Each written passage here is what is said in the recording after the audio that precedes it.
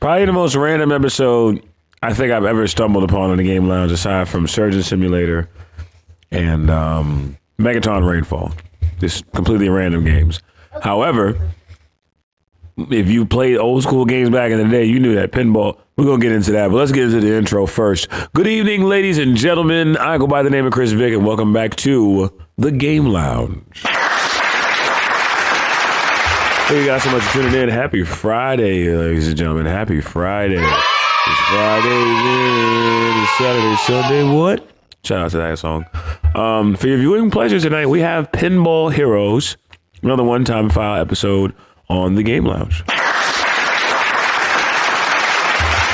So long story short, you know, pinball, it's basically about you trying to keep a ball up using flippers and hitting various things to earn extravagant amounts of points. And that's pretty much just it. You get the highest score and you just win the game. So it seems like they have different tables to be on. So this is the Pain Downtown. This is High Velocity Bowling.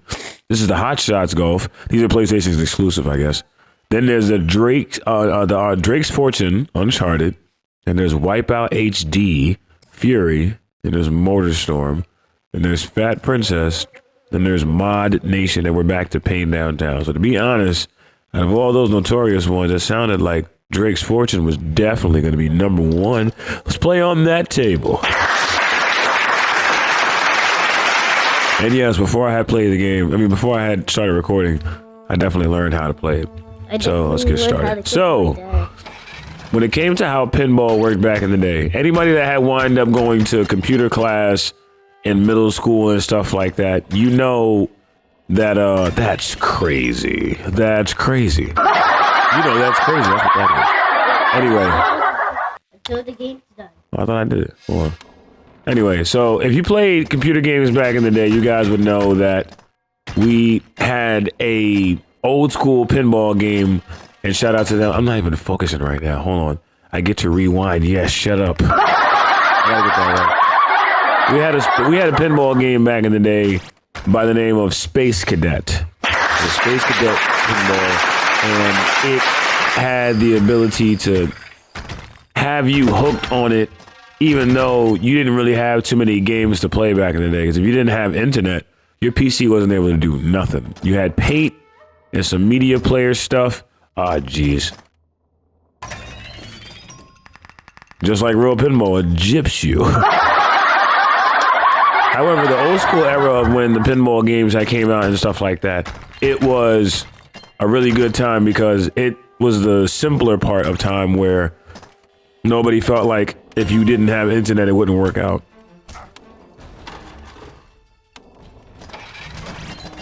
I don't even know what I'm doing. Wait, what? Multi-ball round. Hold on. All right. Now it's getting exciting. Ah, Jesus Christ. I done hit all of them to the side, though. Fuck. Yeah, so it was the pinball game back in the day, the Space Cadet. Everybody knew what it was because that was one of the games that you were able to play that didn't require internet and that already came on the PC. Okay, so I gotta try and go up that way. I don't know how to get up that way. Man, I really like that rail though. Oh yeah, I did it! All right, cool. So the pinball game back in the day, it was one of those games that you had a chance to play that was offline. It held a special place in your heart because when you're being a kid in an era that didn't have what you have now, because PC games got a whole bunch of stuff to them. The games that I remember was like Solitaire, it was Free Cell, it was Minesweeper, it was Pinball, and then if you wanted to draw something, it was Paint. That's really what it was. So our era of gaming was very simplified, but it was memorable because there was no internet. There was no internet. Internet. There was no internet to entertain us. We didn't have to worry about whether the game was going to be downloaded or not. We didn't have, oh, okay, we go about going to the eShop first and all this extra stuff. When we were growing up, it was just like, nah, that was it. So, oh, damn. Is that the last one?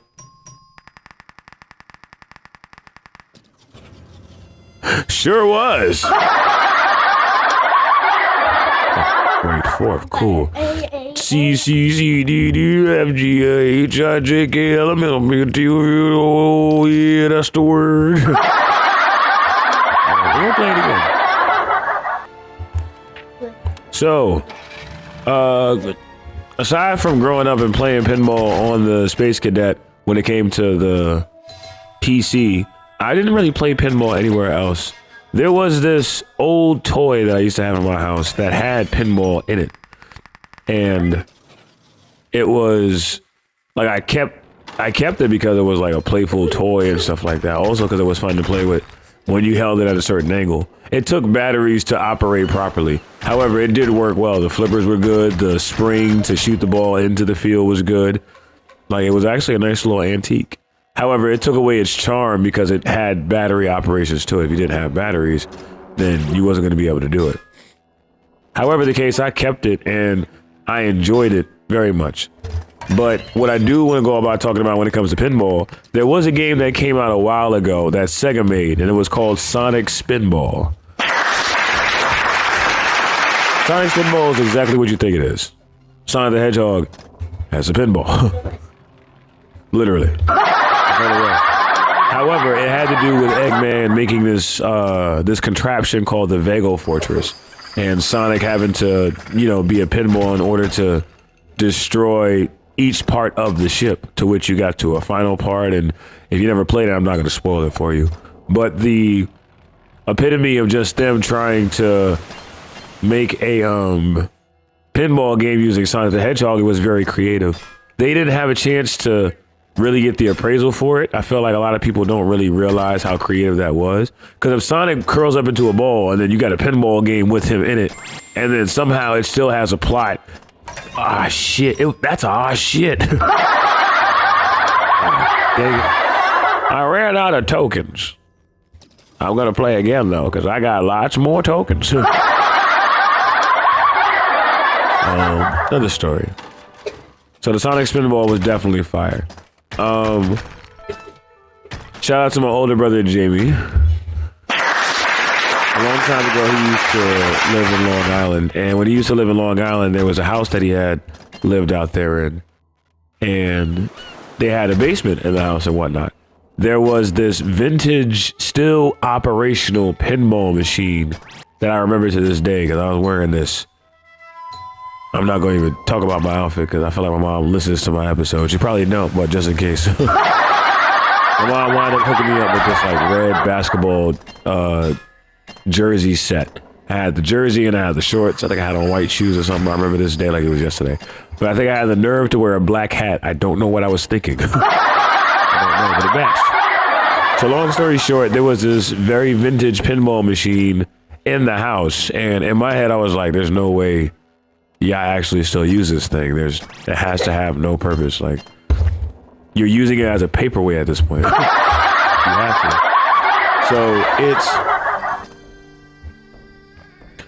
So I've had my few interactions with pinball, but nothing where it was like, oh man, like I could go about playing this for days and stuff. Like, not really. The Sonic Spinball was creative, so that's what made me want to play it more. However the case, I didn't see myself wanting to be into pinball aside from my natural experience of it, which is just simply what I've played and stuff like that.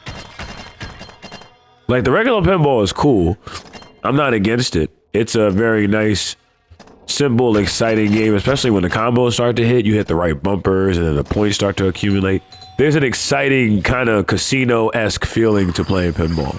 There's just a matter of how it has a recipe for being repetitive, which a lot of games do. However, there's not too many ways you can switch up pinball. Because if you're trying to keep the formula, you're going to wind up trying to follow the regimen of them making sure, okay, there's a flipper, there's two flippers, there's a ball, there's a few things to hit. It's just simply themed to something else. That's cool. It's still kind of the same thing. So you can't really say that. However the case, Sonic Spinball wound up taking that left turn on Albuquerque. No way, that shit went straight down. Wait a minute, nah. I think I rewinded too much. I don't know where I went. Air pocket. Aw. Send it back to the air pocket. So yeah, pinball, I feel like, damn. Pinball, I feel like doesn't have too many different ways to be obscured when it comes to making a different game about it. It simply has its law and its factors and how gravity takes place and just the scoring system. It pretty much made its point. Wait, which one are we going in? Okay. Because I can move the modifier. Once I do that, I get extra points. No. No. However, it is entertaining. And the skillfulness of trying to hit the ball into a certain area so you can, get the points desired and stuff it's fun. It's definitely, it feels skillful too. At some point, you wind up questioning your own ability, like, nah, and what, like I was actually aiming for that. Did I do that? Or was the game helping me? Like there's times where I think that the game helps you out. You're just like, oh, well, you can't do nothing about it. You ain't that good at pinball, but we can pretend. And it's just like, all right, cool. I'll fake it. Fuck it. So, however, pinball, like I said, to me, it's one of those games that it has its purpose. And if you're in the mood for it, it's kind of like a cold beer. If you're in the mood for it, then you'll crack it open. If not, to be honest, it'll still be there on the shelf. Pinball is not one of those games that you'll just get rid of. You'll actually probably hold on to it, depending on the individual. Certain people don't favor pinball because they probably feel like it's an old ass game or it's not exciting enough and stuff like that. Dang it. Nah, not yet. Not yet. Or it's not exciting enough. So, they'll feel the way that they do about it. However, it doesn't take away from the fact that it has, changed the game for just the dynamics of a ball. That's crazy. And, I've enjoyed the times that I have played pinball and stuff like that. However, I wouldn't say I would probably play it because I don't think I will, but I'd be curious as to, I have to look up after this. I gotta ask my Metaravans and stuff. I gotta ask them.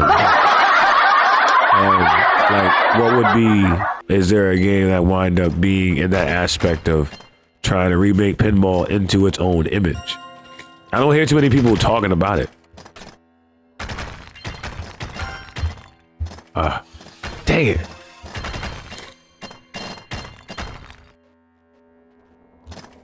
That's crazy.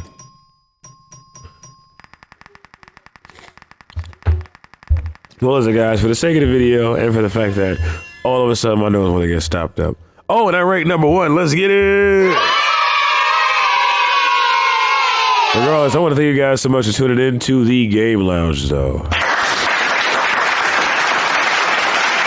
So like I said, pinball, one of those games you just kind of keep on the shelf. You don't throw it out. One day you might be in the mood. One day you might hit a crazy combo and it become your favorite game. Another day you might get mad at it and throw it out the window. Everybody got a choice. Everybody has a preference for what they'd rather do with their games. So it's perfectly fine. However, I would like for you guys to please like, comment, and subscribe. Any game ideas you might have, please send them to us. And we definitely love to try them out. We're going to have another episode coming out again tomorrow. Thank you guys so much for tuning in. And until next time, game it till you sleep. Alexa! Daddy! Rah! She said, rah. Right?